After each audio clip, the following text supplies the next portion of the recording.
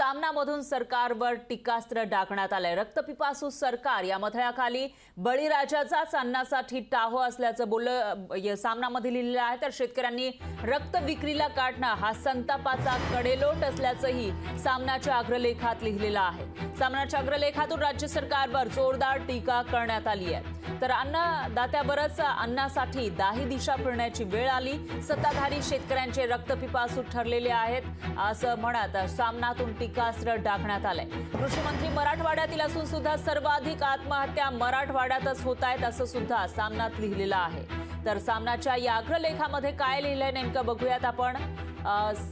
हिंगोलीमधील काही शेतकऱ्यांनी आपलं रक्त विकायला काढलेलं होतं। रक्त विकत घ्या आणि आम्हाला अन्नधान्य द्या असं शेतकरी म्हणत होते। त्यावरून रक्तपिपासू सरकार या मथळ्याखाली सामनामधून टीकास्त्र डाकण्यात आलं आहे। हिंगोलीतील शेतकऱ्यांनी पीक विम्याच्या रकमेसाठी स्वतःचं रक्त विक्रीला काढणं हा या संतापाची बाब आहे। राज्याचे कृषी खाते पाहणारं मराठवाड्यातीलच आहेत। राज्याचे कृषी खाते पाहणारे तरीही सर्वाधिक शेतकरी आत्महत्या मराठवाड्यातच झाल्या।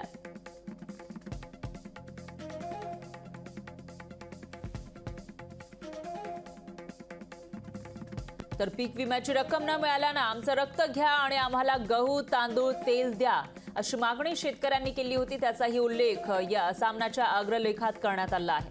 असं टाहो फोडण्याची वेळही मराठवाड्यातीलच हिंगोलीमधील बळीराजावर आली आहे। सत्ताधारी मिंधे तर आहेतच पण ते शेतकऱ्यांचे रक्तपिपासू देखील ठरलेत। कुठे फेडणार हे पाप असं म्हणत सामनातून टीका करण्यात आली आहे। लोकशाही मराठी ऐका, पहा, जागरूक रहा।